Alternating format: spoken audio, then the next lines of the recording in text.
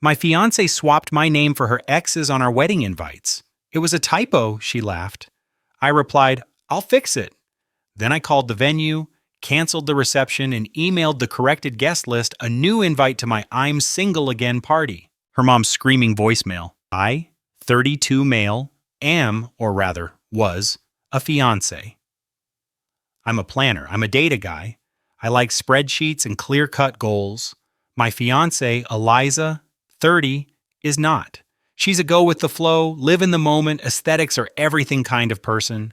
I thought we balanced each other out. I thought her chaos was charming, and she thought my stability was comforting. Turns out her chaos was just a deep, abiding love for her ex-boyfriend. We've been planning our wedding for a year. It's in 3 weeks. The stress has been high. Her mother, Diana, 50, is the ringleader, and she has a taste for things that cost more than my car. I've just been signing checks, trying to keep the peace. I've paid for 90% of this circus. The venue, the band, the artisanal 6-tier, probably tastes like cardboard cake, all on my cards. Eliza, who has a background in graphic design, insisted on handling the invitations herself. She used some high-end, painfully expensive letterpress service. The feel has to be right, Sean, she'd said. It's the first thing people see. It sets the tone. The box arrived yesterday. I was genuinely excited. This was it, the final piece. I slid open the box. The top one was beautiful, thick, creamy cardstock, elegant gold script. I read it. Diana and her husband request the pleasure of your company at the marriage of their daughter, Eliza Rose, to Julian Scott. I stopped breathing. My brain just buffered. Julian. Julian? Julian is her ex-boyfriend. The one she dated for 5 years before me, the one her mother still brings up at holidays, the one who got away, that she swore she was over. My name is Sean. I pulled out another one. Same. Another, same. The whole box. 200 invitations. All inviting our friends and family to the wedding of Eliza and Julian. I was weirdly calm, just cold. I walked into the living room where Eliza and Diana were looking at floral centerpieces on a laptop. Hey, Liza, I said, my voice sounding distant. The invites are here. There's a small problem. Oh, thank God, she said, not looking up. How do they look? Are they perfect? They're something, I said. They look great, but they have the wrong name on them. Diana huffed. What? Did they misspell your last name? Those printers, I swear. No, I said. They got your name right, Eliza. They put Julian's name instead of mine. Silence. Diana's head snapped up. Eliza froze. Then Eliza laughed, a high-pitched, hysterical titter. Oh my God, she said, covering her mouth. No, are you serious? She grabbed the invite from my hand. Her face went pale, then flushed bright red. It must have been a typo, she gasped, still laughing. A typo. Can you believe it? The printer must have... Oh my God. I must have uploaded the wrong draft. I had his name in there as a placeholder from an old file. How embarrassing. Diana chimed in. A typo. Oh, Eliza, it's just a silly mistake. Sean, don't look so serious. It's honestly hilarious. I just stared at her. A typo. You typoed your ex-boyfriend's full name onto our wedding invitations. Sean, stop, Eliza said, her laugh fading into annoyance. It was a mistake, a stupid file error. Don't be paranoid. You're ruining the mood. We'll call them. Get a reprint. Eliza, I said, my voice still quiet. The wedding is in 3 weeks. There's no time for a reprint and to mail them out. And you didn't type this. You uploaded a file named Eliza and Julian's wedding. Her eyes went wide. I hadn't even known that. It was a guess, a cold, logical deduction. Her expression confirmed it. You are so dramatic, she snapped. It's just a name. God, you're always like this, trying to make me feel bad. It was a simple, stupid mistake. Are you going to hold this over my head forever? I looked at her. Really looked at her. The panic in her eyes, the immediate gaslighting, the shift to my behavior being the problem. I thought about the last year. The accidental texts from him she'd reply to. The way her mom said, Julian used to love this restaurant, the everything. The circuit breaker in my head, the one that keeps me calm and logical, just flipped. I smiled. It felt tight and wrong. You're right, I said. It's just a typo, a silly mistake. Don't worry about it, babe. I'll fix it. She visibly relaxed. Oh, okay, good, see? Not a big deal. Not at all, I said.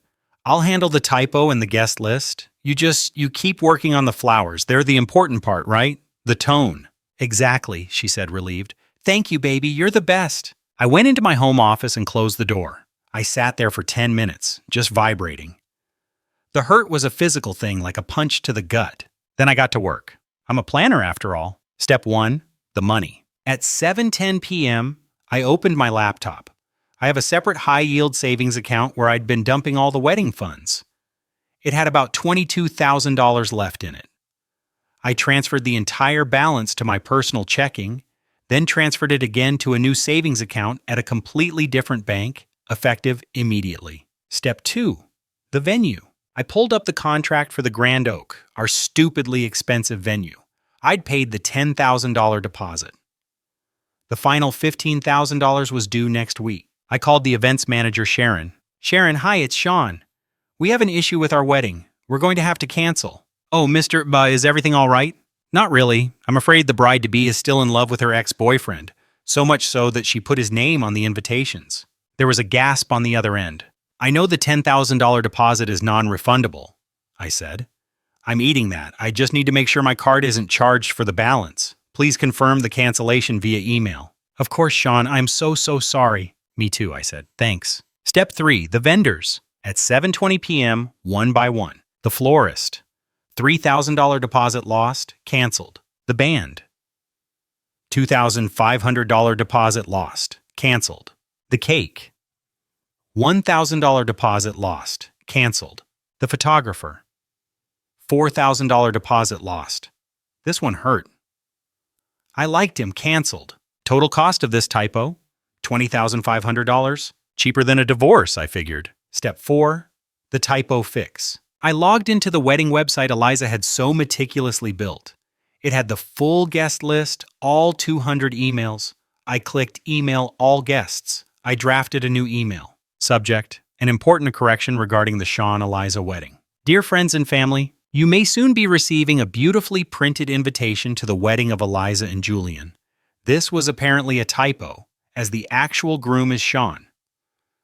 I've decided to fix this little clerical error. The wedding of Sean and Eliza is canceled. However, I've already paid a massive non-refundable bar tab at a fantastic venue, and I hate to see good booze go to waste.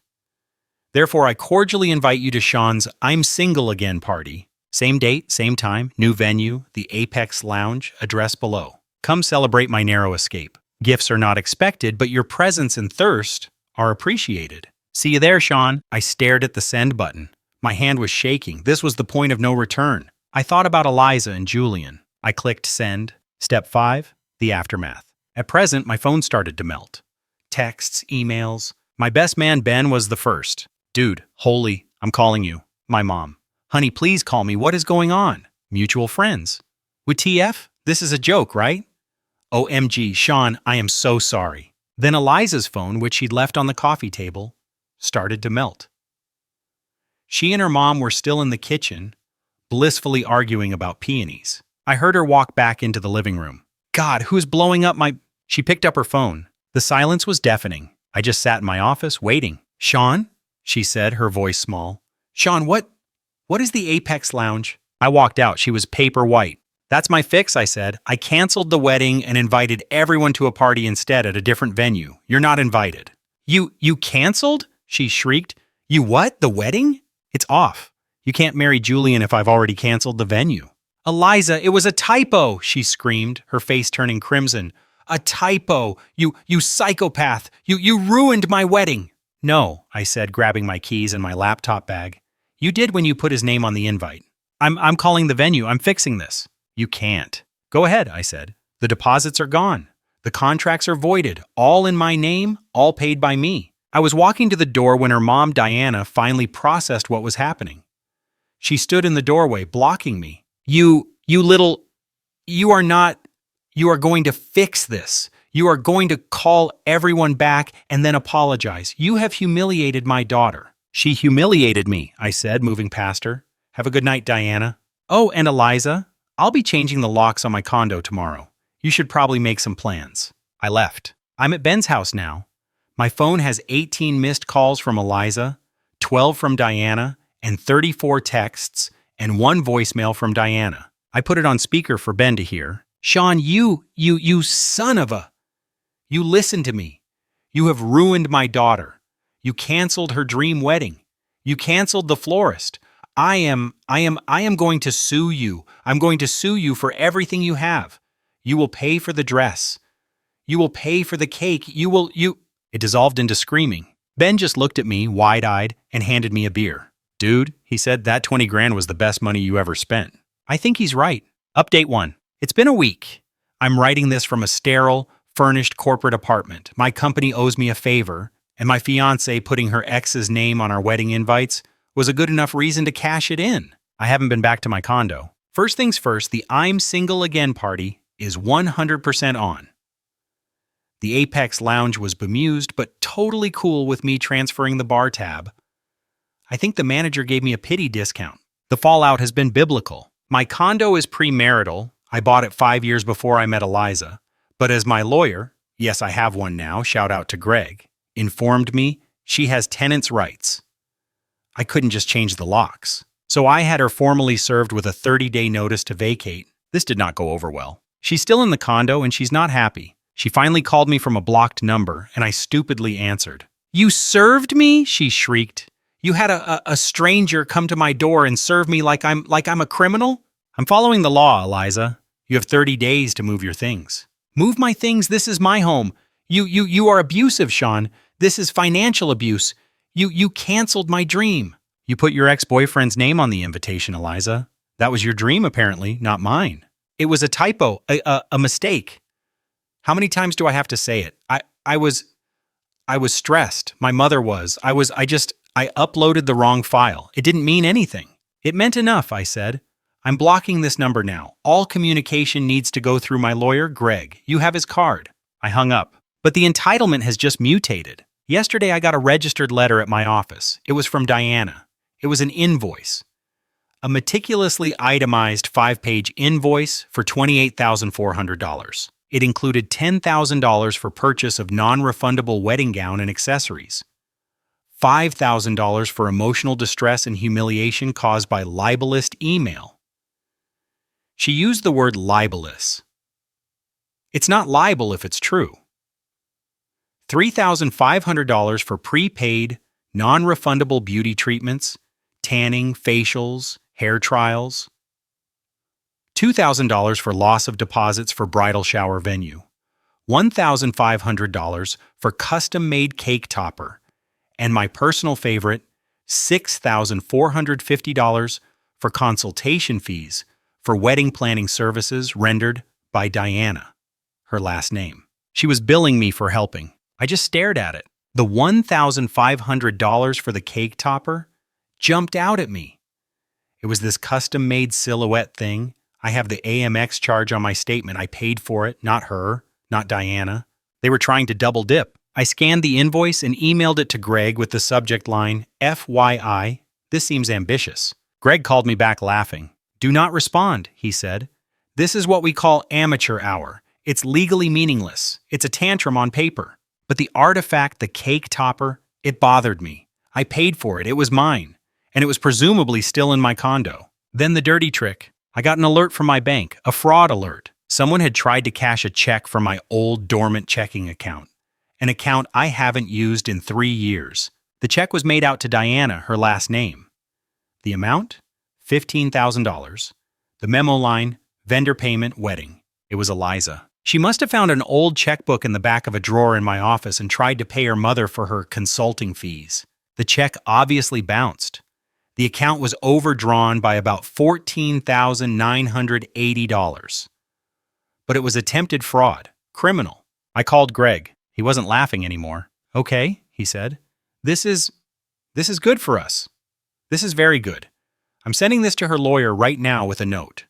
This is how we get her out of the condo before 30 days. Greg sent a blistering email to Eliza's new lawyer, a bottom feeder Diana must have found in the phone book, that very politely outlined the check fraud. He suggested that in lieu of his client, me, pressing criminal charges, Eliza should agree to vacate the property in 48 hours and sign a full release of all property save for her personal belongings. Her lawyer must have told her how much jail time felony check fraud carries. I got an email 2 hours later.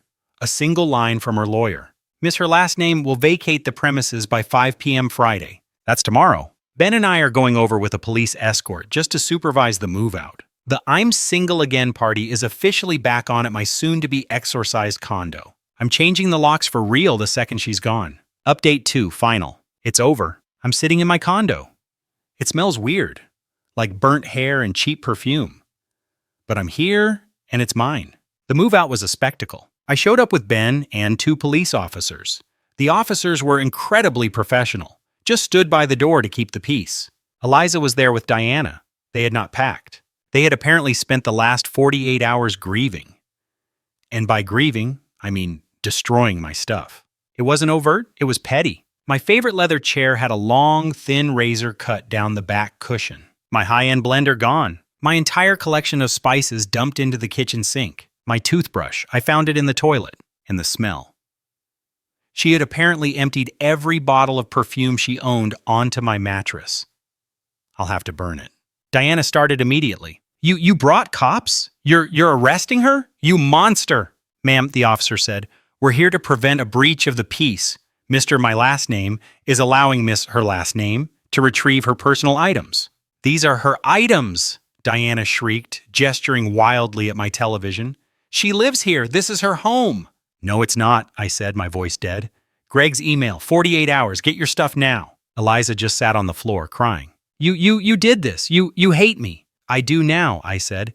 You wrote a fraudulent check for $15,000, Eliza.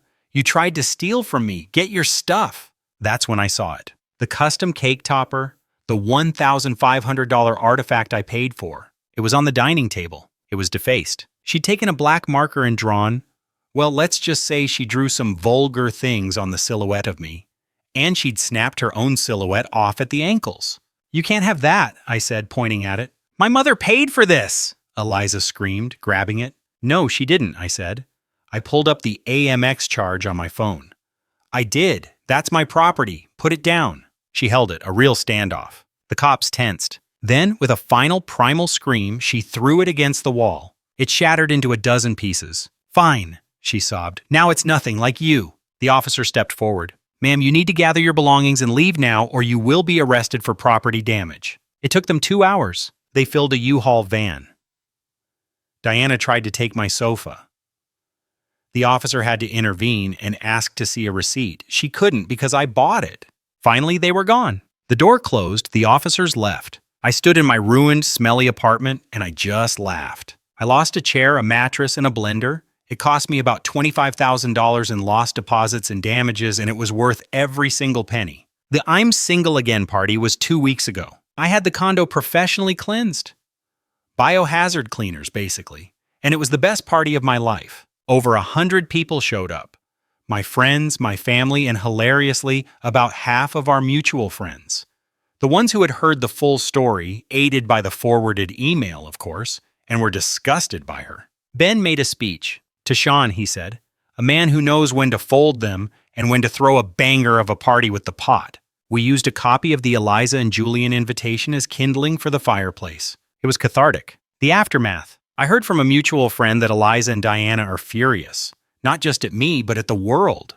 Their smear campaign failed. My libelist email was just the truth. Eliza is living with her mom and Julian, the man she sacrificed her life for. He actually messaged me on Instagram. Hey man, heard what went down? That's insane. Just wanted to say I had nothing to do with it. She's a lot. No hard feelings. He wasn't in on it. He wasn't her co-conspirator. She'd just been obsessing, fantasizing, staring at an old file named Eliza and Julian until she convinced herself it was real. It's pathetic. I'm not even angry anymore. I'm just done. I'm out about $25,000. I'm sleeping on an air mattress until my new bed arrives. I need a new blender. But I'm free. I didn't marry into that family. I didn't tie my life to a woman who would commit a felony over a typo. The revenge wasn't the party. The revenge was believing her. I said, I'll fix it.